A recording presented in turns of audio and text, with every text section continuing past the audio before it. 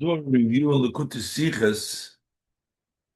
This is in Likkutei Sichos in Chelik Lamed Daled, and this is the Sicha for the Parshas Devarim. In this Sicha, the Rebbe explains a Rashi that when Moshe Rabbeinu was recounting after the uh, great miracle standing by the Har Horeb, receiving the Torah, and then they were supposed to go right into Eretz Yisrael, and he is recounting what he said to them that in the passage, "Re'ei nasati lifneichem," see, I've seen you, and Rashi explains, see, I've given you the land, that it means you actually physically see how I'm giving it to you. The Rebbe asked the question, but they weren't in Eretz Yisrael. What does it mean, "Re'ei nasati lifneichem"? And the Rebbe explains that it was the great miracles that was taking place with them, that they experienced, how quickly the Eibishter took them. That was a sign as if they can see it before them, as the Rebbe will explain. We'll go step by step. Allah. The pasuk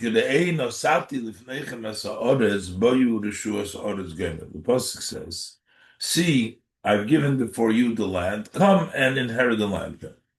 Mighty Rashi min haposik. So Rashi quotes the verse from the verse, the words, Re'eno sati, see I've given. Umefarish Rashi explains, what does it mean, see that I've given? Be'einechem atem royim, you see it with your own eyes.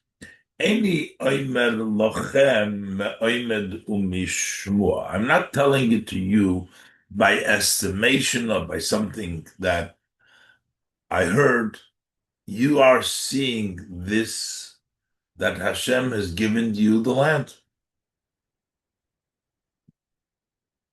What is Rashi telling us over here?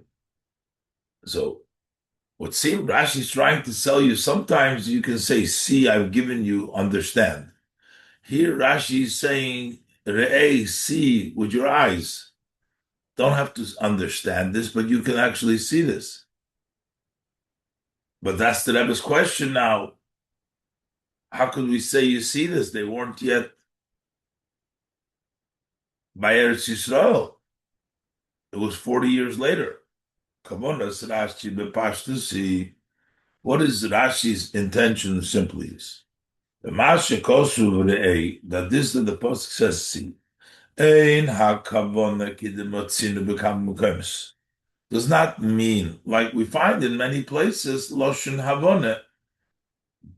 Re'ei means understand. See means understand, realize. As Al-Derech Pirush Rashi al-Aposik, similar to Rashi's interpretation on the verse, the Ata Eimer Elai Halesahomazeh. Eibishter said, Moshe Rabbeinu says to Eibishter, see, you say to me, bring up the people to Eretz Yisrael, but you didn't tell me who you're sending along with me. So, what does it mean you see? The A is not showing anything, Hashem. Rashi teaches the A, Tain einecha v'lipcha al dvarecha. Put your eyes and your heart on the words. See, realize, understand what you're telling me. Bring up the people, and you're not telling me who you're sending with me. So over there, the word A means understand. Another place. So that would mean, what would mean Re'ei nosat lifnechem es haaretz?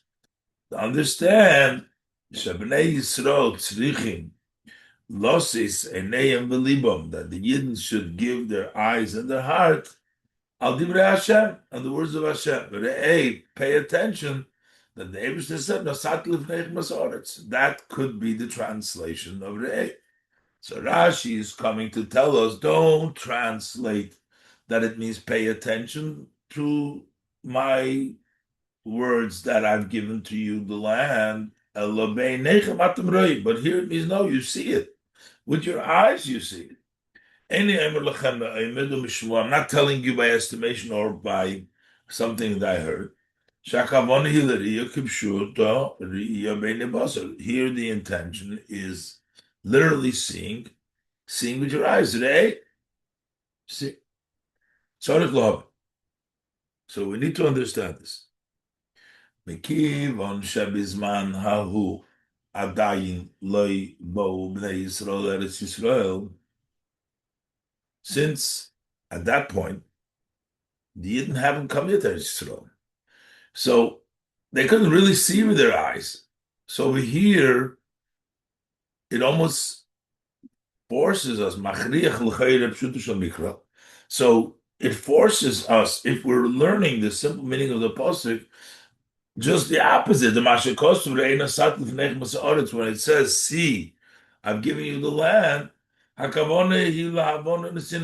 over here actually should mean understand and pay attention, because it doesn't fit.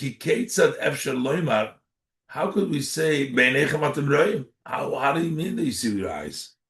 Shebnei Yisrael roim beineihem, that the Yidden, the Bnei Yisrael, see with their eyes, Shakadosh Baruch Hu nos lam b'sa'aretz, that Hashem is giving them the land. Kasher adayin le'bolu sham, they didn't have to come here. So over here, we are forced, it would seem, to say Pshuta Shemikra opposite. And Rashi says that over here we have to say that it means understand, not that you see, because they're not seeing it. Ve'eich neymar. So how could we say that we are forced in the literal explanation of the verse to explain that in this pasuk means literal seeing? How could it be mean literal seeing when they weren't there yet? So Rashi is coming to take out from the pshat that the A doesn't mean understand, but it means you're actually seeing it. But how could we say that when they're not yet in Eretz Yisrael b'chal? They haven't seen Eretz Yisrael. So we have to say l'chayr the other way. So why is Rashi touching the A means to physically see with your eyes? How could Rashi touch that? How could he interpret it that way? So the Rebbe brings down that this was taking place. Moshe Rabbeinu was already speaking about his moyev after the war with Sichon and Og. So what it means here, Nosati, means not Eretz Yisrael on the Ever Hayard in the other side, but it means on this side of the Jordan before they passed over, and they saw how Sichon and Og, which was the beginning of the conquering of Eretz Yisrael, but on the other side. And this they actually saw with their eyes. But the Rebbe says that's not the pshat in the pasuk, because the pasuk says he's recounting Moshe Rabbeinu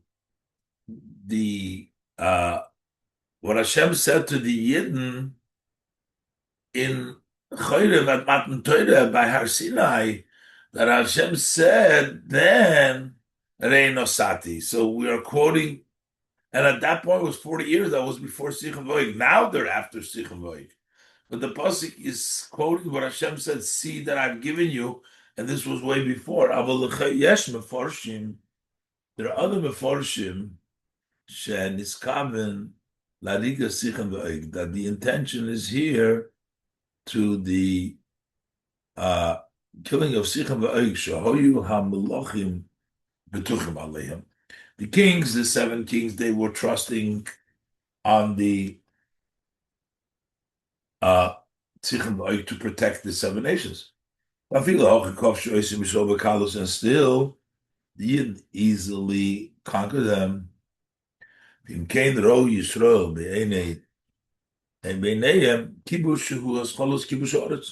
they didn't actually saw with their eyes the conquering, which is the beginning of the conquering of the land. So that's why they actually saw it. But this interpretation has no room in the simple meaning of the verse. What is the content of this verse? He is recounting what Hashem said to them. In Horeb, Hashem said to them, Re'ei. Then Hashem said Re'ei. Hashem, our God, spoke to us. In Horeb saying, Pnus tu lachem gomer, Re'ei nasativ nechem. V'loi la'acharei kibush eretz Sichon V'Og. Not after Kibbutz Sichos B'Oig. That's not when Hashem said it.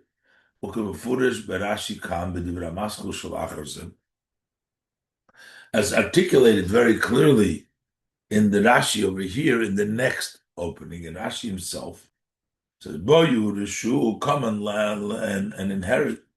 Rashi says that Ilu L'Sholchu, what do you mean come and inherit? The Abishah says come and inherit. They didn't come right away. Ilu L'Sholchu Beraglim Lo Yitzrichim Likkutei Sichos. Rashi says, had they not said the Meraglim, they would not need ammunition. Hainu, Shamadiber Hu Ba'Knisa La'Oretz. So that means that we're talking of discussing here going into the land, as it should have been Koidem Shiluach HaMeraglim, before sending the Meraglim. Is Ilu L'Sholchu Meraglim. So we're discussing what would be if they didn't send Meraglim. That was way before. So the question comes back. We can't answer like the Nachlas Yaakov answers that it's talking about after the Milchama Sichos B'Oig. We're talking about had they not said the Meraglim, what Hashem told them way in the beginning. How could we possibly say, especially in Pshuta Shemikra, that in Horeb the Yidden saw with their eyes, and not by estimation, by hearing. I'm giving the land. Hashem hasn't given them the land yet. So Rashi is coming to explain to us that the A means physically that you're seeing it. How could you say that they're seeing it if this was before 40 years, right before the whole Shiluach HaMeraglim, before they had to spend the 40 years in the desert? So how could we even say to A, see it with your eyes? We should say the opposite. We should say understand. That's one question. Base number 2, the Rebbe says, you also need to explain the length in Rashi's explanation. Rashi says, see Beinechem. It says, Eini Omer Lochem Mishmoa. I'm not telling it to you by estimation and by what I heard. Somebody's not just telling you stories, but it's something that you're seeing. Why does Rashi have to add? He says, you see with your eyes. So with your eyes means that you actually see it. The L'chaira, Aleph, number one, you see with your eyes, what it means is vividly actually seeing. That means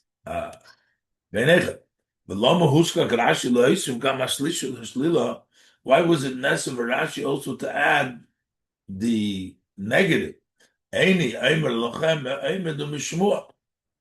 not telling it to you by estimation and by what I heard. Just tell them you see it with your eyes. Why say it's not? Why is it important to say that it's not? And just like in Rashi in the pasuk, where Rashi only says the positive, he doesn't say what it's not. He says,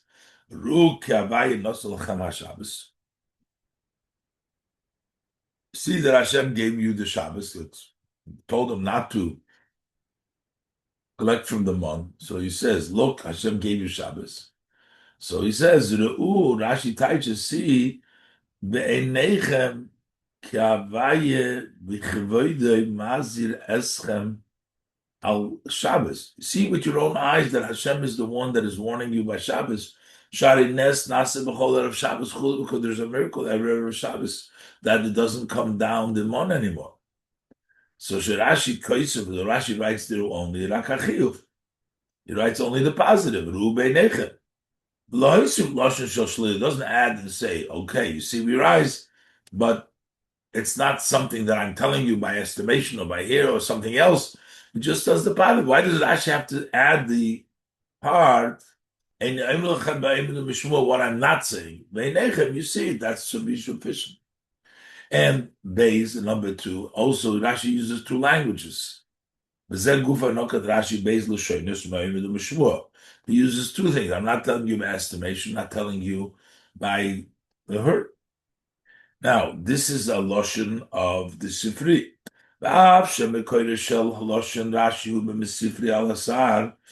though Rashi's source is the Sifri right here, but we spoke many times. It is not Rashi's usual pattern. When Rashi explains the Torah to just quote the drasha of our sages of blessed memory, but to explain the meaning of the simple meaning of the verse. And not, even though it says in the Sifri, why does Rashi have to say that? We find in Rashi in this pasuk. And the next Rashi that follows,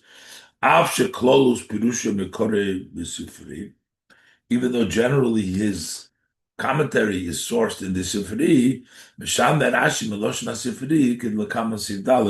and yet Rashi changes from the Lashon of the Sifri, as we'll see later on in Sifdalit. So why does Rashi add first the negative, besides saying you see it, the positive with your eyes? He says, not Me'emed Mishmua. Why does Rashi have to add that? And also, why does he add two things, the Aimed and Mishmua, as the Rebbe will explain soon, that all this is important to what Rashi is trying to tell us over here. Now the Rebbe explains the second Rashi on the pasuk. Achar kach, Maitik Rashi menakosu, Rashi quotes from the verse, Boyu urishu, come and inherit. Umefarish, Rashi explains, Ein ma'arer b'dover, nobody will challenge you in this matter of taking the land. And you don't need to wage war. Now, how does that fit with the reality that they had to war to go into Eretz Yisrael? So Rashi explains, Ilu lo yisholchu meraglim. Had they not sent the meraglim, and we wouldn't have the result of the delay, the punishment of staying in the desert. But on top of that, they would not need ammunition. That's how Rashi explains Boyerishu. So the Rebbe brings down that the Mefarshim Kosru, the Mefarshim write, how do we know this?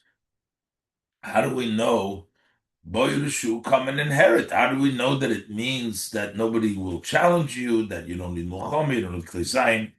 So the Mefarshim write, Rashi lefarish came, that what is the proof, what forces Rashi to explain such? So, if it's not the case that there's going to be easy, no complaining and no challenges, how could they say to them, come? How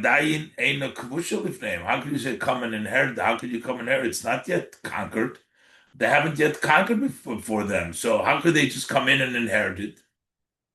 In one interpretation. Another Mepharshim say the or if not that it's already boyu lomali. Why does the pasuk say come and inherit? Should say rishu, not boyu rishu. Lichtev rishu novad. Let's just say rishu inherit. Hello, but therefore it means kshetavoyu tirshu miyad b'leim ar.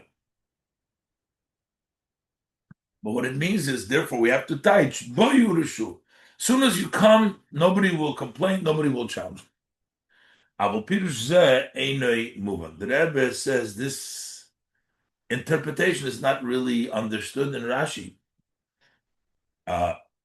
Because al derech loshen zeh, in a similar loshen, uboso v'yorashtas oretz, you will come and you will inherit the land. It's also like bo yorashu, uboso v'yorashta. Motzinu lekamon b'parshas v'eschanun. We find later on in portion of Eschanun, and this is not talking about before. This is before the Meraglim earlier, but this is talking about now in the Parshas Chanim. V'shom efshar lefarish. There we can't explain like over here, even though it says Ubosu v'Yarashlo. Can't explain ein ma'arer b'davar chuli ilu l'sholchu, that nobody was going to complain if you didn't send, you didn't have to have ammunition. Sharei medubar shom b'divrei Moshe la'achari gzeidas meraglim. Those are discussing over there Moshe's word after the decree of the meraglim. The generation that went into the land. And they needed they needed weapons and wars. So, and it still says so what proof do we have that here Boyu Rishu means that you're not going to have any challenges? No, nobody matter. Because it uses this loshon ubosu v'yarashta, we have to say shaloshon ubosu v'yarashta. That when it says you'll come and inherit, efshel lefarshe, we can still explain it. Shetirshu esa'aretz la'acharei kibusha. It's that you will inherit the land after you conquer it. It doesn't mean that you're not going to have to conquer it, that you're going to have to wage war. We don't have to explain it that when you come in, you will inherit immediately without any challenge. No, because over here it was challenged. It still says it was Kirishta. So why does Rashi say it by Hirboyu Rishu? You say to Mizu, even more than this. The Il Beparshas Meraglim, Nemar, earlier in the portion of the Meraglim, it says, B'divrei Kolev Ela'om. When Kolev was speaking to the people, he says, Oloi Naila V'ya Rashna Oisa. We will go up and we will inherit it. Shagam Shom Efshel Lahakshe. So over there you can ask the same question. Eich Amar Lahem Oloi Naila V'ya Rashna Oisa. How could he say we'll go up and inherit it? Via Dain in a Kavushaluf name, but they haven't conquered yet. How are they going to go and inherit it? I'm going to ask them a question. And yet Rashi did not explain that what it means is that nobody will complain and you won't need war. You have a problem. You're saying, Kolev, that we're going to inherit it. And how could it be? So Rashi should have said over there, well, nobody will challenge you. You'll be able to you don't need war. And Rashi doesn't say it over there to answer if there's a problem. How could you say to Shul? How could you say come and we're out conquering it? Rashi doesn't have to explain it. But there would be very fitting this explanation that you won't need war. That nobody will complain or nobody will challenge. And you don't need war.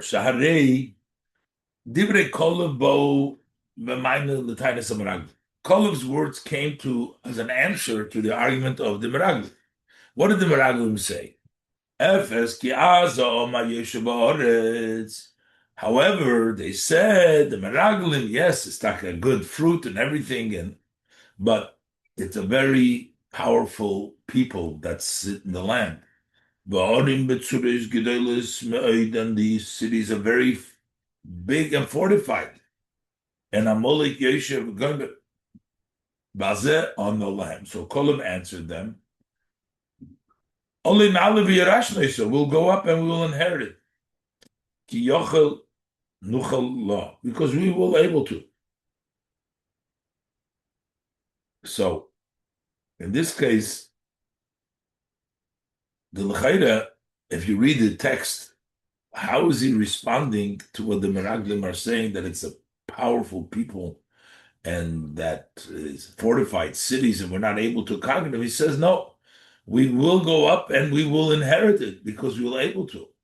So the L'chaira en kan mayna al tanosim, there doesn't seem to be an answer to their argument. Share lo hikchish divrein oides gvuras yeshvei Haaretz Chulu. He did not contradict their words about the power, the strength of the people that sit in the land. He didn't challenge that. Koliv, Vim came. So what is he telling them we will be able to? Havle Rashi lefarish. Kavonas Koliv. So Rashi should have explained that what Koliv meant by when he said, only Nashla Virashna Isa, we're going to inherit it. Ein Mahar B'Tov, Ein Tzrichim L'Muchama, that nobody will challenge you. You don't need no war. When you go up, you'll inherit it. So that's the answer to from Koliv to the Meraglin. Taka powerful people, we don't need it because as soon as we'll go in, we'll be able to inherit it. But since Rashi doesn't explain it, not over there, and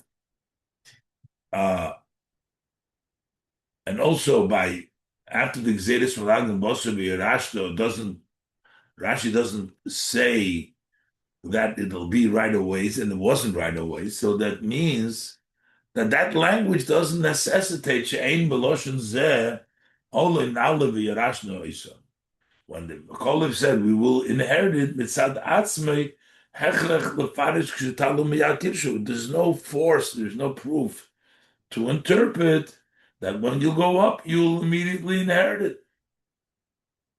Rashi doesn't explain that. It doesn't necessarily mean, because it's possible after conquering it, but it does. There's no indication of the words itself. So so therefore, in our case, says Takeboyu Rishu, Mahu Hechrech Benidin Didan. So what is the force in our case? Lefarish ain't matter b'dover to explain. Nobody will challenge this. So the Rebbe is asking on the second Rashi, where does Rashi Taka know that nobody will challenge it? The Mefarshim want to say, well, boy, the shoe, come and inherit. Why does that say come? Why does it say the shoe? The shoe, how do you know? You have to conquer it first. But the Rebbe says it doesn't mean that. It means you're going to come and inherit it after you finish conquering it.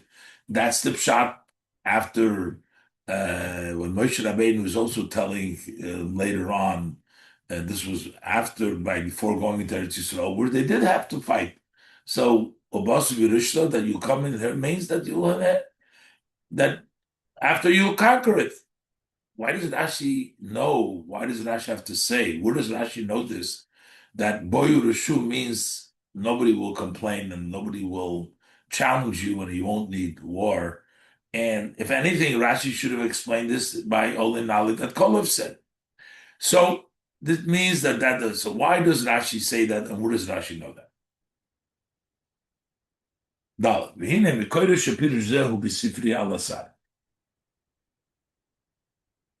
The source for this commentary is in the Sifri on the Pasuk. Avoshom Nemar B'Kitzur, but in the Sifri it's written short. But there is a Kshatem Nichnosim La'oretz Ein Atem Tzrichim Klizayin. When you go into the land, you don't need ammunition. That's all what it says there. But V'ilu Rashi Mayrich V'Lashoyne, but Rashi goes into a lengthy in his language. Rashi goes into long. Or maybe Gimel Protim. He brings down 3 details. Aleph, he says, Ein Ma'arer B'Dover. Nobody will challenge you. Nobody will complain. And base number 2, Ve'enchem tzrichim le'milchama. You don't need war. And number 3, Ilu l'sholchum meraglim l'hoyu tzrichim l'klei zayin. If they didn't send the spies, they wouldn't need the meraglim. Now, Rashi has to add, if they didn't send the meraglim, that we understand, because the fact was that they did need ammunition when they fought. So Rashi has to explain it. They didn't send them around. The Pasuk is talking about had they not sent them around. But we don't understand why Rashi uses the lashon. They didn't send them around. Had they not sent with them around, it's not the sending. The reason Rashi needs to add, had they not sent them around, we understand this. So is not to be difficult. The fact is, that the Yidden did need ammunition, didn't need war. That was the fact. Okay, the Rashi explains the Kavonas HaKosev he al dvar oifun kibush ha'oretz, that the pasuk discussing here that the way we'll conquer the land will not going to be is ilu loi sholchu meraglim. Had they not said the meraglim, that would have been the case. Of course, the actual fact was that they did need it all. So we understand why Rashi has to bring in this piece of ilu l'shol meraglim. Avokosha, but we have to understand this. Number one, Aleph. Madua in Rashi mistapik b'loshen sifri. Why isn't Rashi satisfied with the language of Sifri?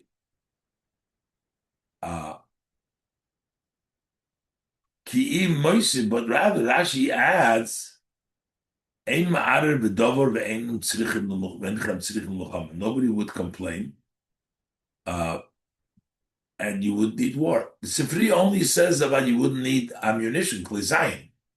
But Rashi adds nobody would complain and you wouldn't need war. Why does Rashi add that? Beis Rashi actually changes the language. First he says you don't need war, and then he says you don't need ammunition. So it's not one and the same thing. Since Rashi changes the language, you don't need war. And then he concludes, Ilu chulu you would not need ammunition. Mashma. So it appears that it's not intended with the conclusion to explain what he said before. Rashi said before, you don't need war, and he wants to say, had you not sent the meraglim, so Rashi should have said then you wouldn't need war. Why does he change it? Had you not sent the meraglim, you wouldn't need ammunition. The change of language is mashma, that he's not just explaining to you, you wouldn't need war if they didn't send the meraglim.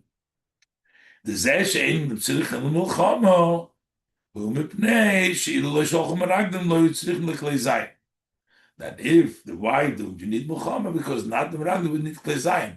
Why does he change it from mulchama to klei? He should say he didn't have. No, if he didn't send meraglim, we need mulchama. But this is actually an additional matter.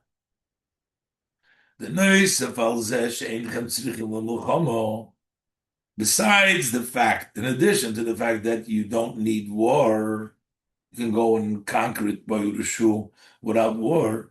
We have another addition that had you not said the meraglim, not only would you not need the war, but had you not said the meraglim, you wouldn't even need a miyish kloimer. That is to say, you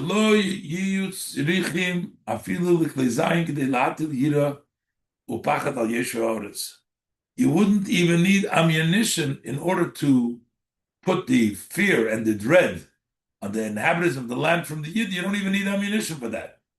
That's added. Not only you won't need Muhammad, you won't need an actual war, you wouldn't even need ammunition, because sometimes you don't need the war, but you need the ammunition to show they should be afraid. You wouldn't even need the ammunition to show them. Like we find later on in Rashi, with regards to Moav,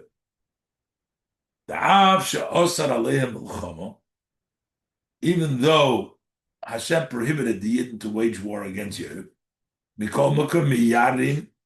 they would frighten them. The Yidden would frighten the Moavim, and they appeared to them as they were armed. So being armed is also a level of scaring them. And the pasuk is adding over here that you did not even need to have ammunition had you not sent the meraglim. But then the order in Rashi doesn't fit Frag the Rebbe. Tamua Seder B'Loshen Rashi. But based on this, the order of Rashi is surprising. B'tchila Eimer, Rashi first starts off by saying, Ein ma'arer b'dova. Nobody would challenge it. Hainu. A challenge means afilu irur dvarim milvad lo yiyeh. That there would not even be a complaint or a challenge in words. So therefore, so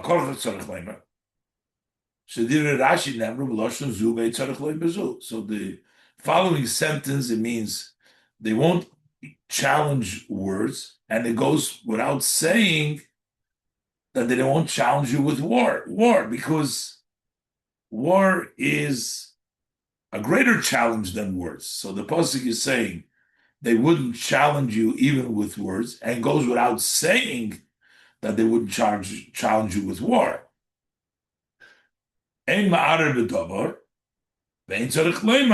Nobody will challenge this matter, and goes without saying.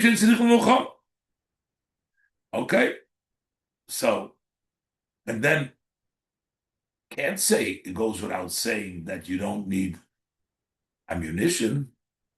Then we're changing it around and saying, not only don't you need war, you don't need ammunition. Then Veshuv, Mamshich Rashi, Mederech Lo Yizu Avzu. And then it changes back to the style. Not only do you not need war, but you don't even need ammunition. It's not only that you don't need war, you don't even need ammunition. So Rashi's language doesn't fit the way it's going. He starts off with the simplest, and then he adds, and not only that, for sure, you won't need war. And then he says, not only you won't need war, goes back to Zu Avzu, and you don't even need ammunition. Very difficult Lashon Rashi. Gimel. Number 3. It would seem Rashi should have started off, if you hadn't said the meraglim, then there would be nobody complaining. So without the meraglim, there wouldn't be anybody challenging. Share lepoil kibush haaretz hoyal de milchames. In actuality, the way they conquered the land, they had to fight wars. They had to fight, for sure there were challenges. So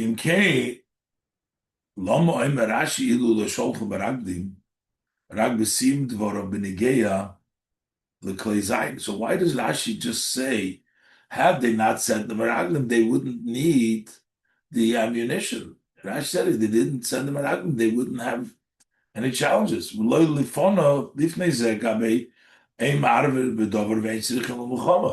When it's talking about there would be nobody challenging and nobody, you won't need any war, I should have said, had you not sent the meraglim. Why does he say, not send the meraglim, you wouldn't need the ammunition? But he doesn't say that if you didn't send the meraglim, you would not have to, you would have no complaints. So what does it come out? So what is it understanding from this? The fact that there were challenges and wars, that's not caused because they send the meraglim. Because we're not saying that they not send the meraglim. That would be regardless. Had they send or not, there would be challenges and wars. And we don't have to explain how come they didn't merit it because they sent the meraglim. Why did they have? Rashi doesn't have to explain that. Rashi is just saying that there would be no complainers and no wars, and not tie that to the sending of the meraglim. only when it comes to this last part, we're talking about the ammunition. Huskak Rashi lefarish. Rashi needed to lefarid. Rashi needed to detail. Shahat soyrach b'hem mipnei shiluch hamaraglim. So why did they have to? Why do they need ammunition? Is because they send the maraglim. The other reasons why they had to face challenges and wars, we don't have to give the reason for that. That's understood. We know why. But they would not need it at this point. Boyu Rishu, no challenges, but they had to face that. But the reason they needed ammunition, that's because of sending the Meraglim, especially with that. Well, what's the explanation of this? And number 4, what is the specific wording in Rashi had they not sent the Meraglim? Instead of saying had they not sinned with the Meraglim. Not for the sin of the Meraglim. The fact that they sent the Meraglim, that was with your consent. And it says, Al Pi Hashem, also the Pasuk says, based Hashem on Hashem. With the permission of Hashem. So, why would that be the reason for having Klei needing Klei because they sent Meraglim? Sending Meraglim was not an issue. The issue was the sin of the Meraglim, but they came back with a bad report. So why does Rashi say that the reason they needed ammunition is because they sent the Meraglim, so because they sinned with Meraglim? So the Rebbe is asking all questions in the Rashi over here, that Rashi changes from the language of the Sifri.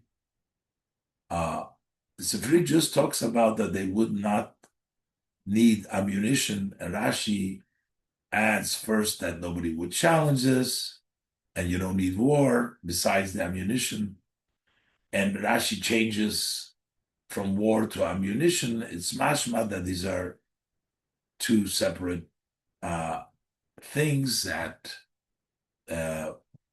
war is one thing, and then there's ammunition, and why, and it seems like for the ammunition, the ordinary Rashi doesn't fit, as the Rebbe explained, and why does Rashi only say that Meraglim caused the ammunition, that they needed ammunition? Why doesn't Rashi say that the sending Meraglim caused the challenges or caused the wars? And finally, the Rebbe says, why does he say about the sending of the Meraglim and not the sin of the Meraglim, which seems to be the problem, that they did to sin with the Meraglim, but just sending Meraglim was with the consent of the Eibishter and Moshe Rabbeinu, and that wasn't a problem in and of itself. And now in Oishei, the Rebbe is going to explain what's really going on over here in this Rashi. Oishei. So the Rebbe explains that really Rashi is coming to explain a general issue that we have in these psukim. The Eibishter already told them that they're going to Eretz Yisrael. Why is the Eibishter repeating this pasuk again? Boyu Rishu. And Rashi is coming to explain that there is two chidushim over here. Number 1, Re'ei, you can see this. This is actually what you've seen. It's not a shemua. And number 2, that this is not only a promise, but it's going to be immediately. It's going to be no delay. Let's look inside. Hey, Yeshlem Rabbi B'chozeh. So we can say the explanation all day long. Kavonas Rashi b'perusha hilataritz kushya klolis b'pokosuv zeh. Rashi's intention with his commentary is to answer a general question we have in this verse. This pasuk comes as a follow-up to what's written beforehand. It says in the pasuk before, Hashem Elokeinu diber aleinu b'chodev leimer. Hashem our God spoke to us in Horeb saying, Sinai saying, Rav lochem sheves goimer. It's enough sitting by the mountain. Penu usu lochem. Turn and journey for you. Ubayu, and come. You're going to come right in. Har ha'emorim, to the Mount of the Amorim. Velkol Shchenav, and all of the neighbors of the Amorim, the other kings over there, Ba'arova and the plain. Eretz HaKnani v'Alavonim, the land of the Knani and the Lavonim. Ad Hanor HaGodl Nahar Ploros, onto the great Euphrates River, the Nahar Pros. Kolemar, the whole Eretz Yisrael, the whole Gvul, as to say, you're coming into all of Eretz Yisrael, to all of its boundaries. Till Nahar Pros. In Kate so after saying this, it's surprising. After he has already instructed them that they will come to the land, what is the pasuk that follows? Add, see, I've given you the land. Boyu Rishu Asaras, come and inherit the land. We just told you. Uboyu Harem Boyu Koshchenu. What are you, Boyu Rishu Asaras? The Af Shebekosu Ze Moisif. Even though in this posik there's an addition al Devar Havtochas Nisina Sa'aretz, that he's promised to give Rei Nasati Lifneichem Sa'aretz. I promise to give it to you. And this is necessary. Kidei B'nei Yisrael lo yir'u melovei l'oretz. They shouldn't be afraid because they were promised. Adayin kosher. We still don't understand. The Havale lahaschil bekosuf zeh should have started his pasuk al dvar havtochas ha'oretz. Should have started with the promise of the land. Rei nosati l'fneichem eretz ha'oretz boyu rishu gomer, and v'achar kach la'am shel b'protei hatzibui, and then to go in the details of the instruction, the command. So this pasuk should have been first before the other pasuk, telling them that Hashem has promised them, don't be afraid. But first he tells them, and then he tells them, oh, the Eibush has promised it to them, and they should go on journey. This should have been the first pasuk. If it's just telling you, again, a detail, which the Eibush has already said that you're going to Eretz Yisrael, all of Eretz Yisrael. Rashi, that Rashi explains, she'ein kavonas hakosuv lo'idi stam oidapam. This pasik's intention is not just to tell us once again, oidos havtachas nesinas ha'oretz, again about the promise of giving the land. Sharei hoyo yodua mefursa mekvar eitz hakol Yisrael. This was already known and it was publicized from the past, from a long time ago, by all the Kfisha b'nei Yisrael shodu beis kriyas yamsu. That's the way the Yidden sound at the splitting of the sea. You are going to bring them and you're going to plant them in the mountain of your inheritance. The Yidden will come to Eretz Yisrael.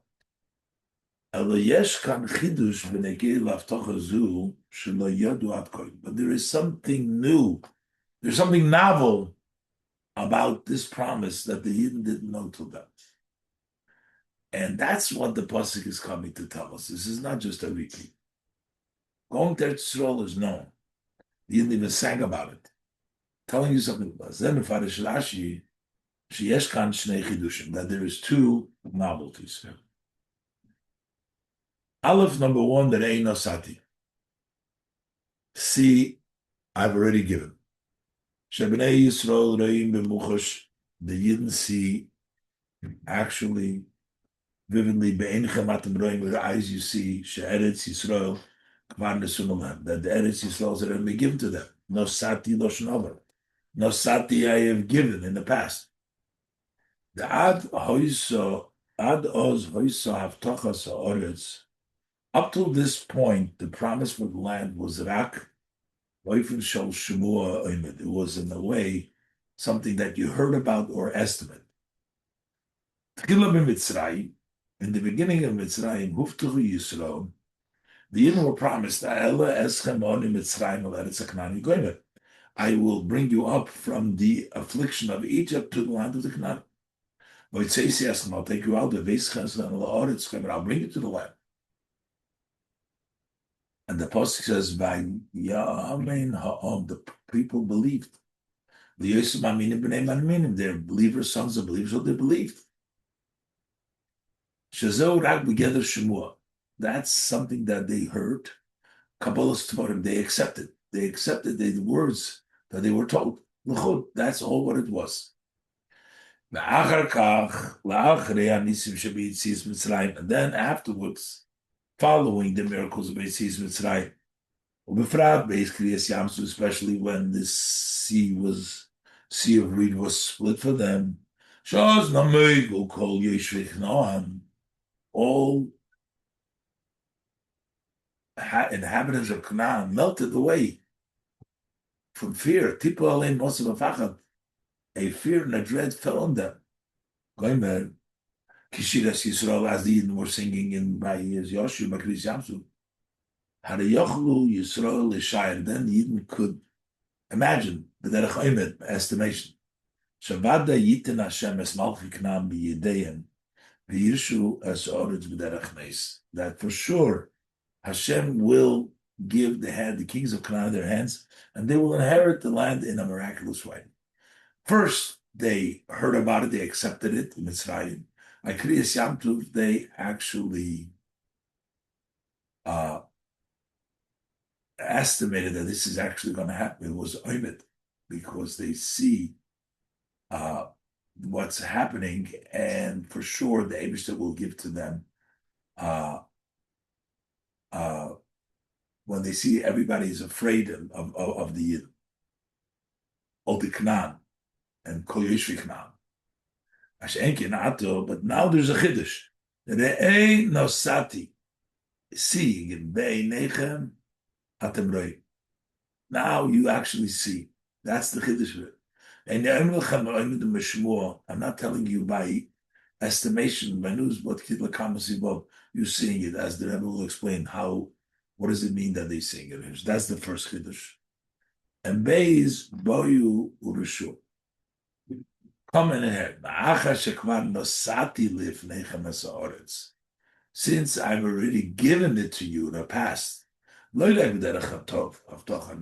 only as a promise, but in the way that you can actually see it. You can see this given with your eyes. How they move on. Then it's understood that your entrance to the land is going to be without delay. When you come, you will inherit immediately. There's nobody going to challenge this, because after seeing it, as the Rebbe will go on to explain all this in Ois Vav.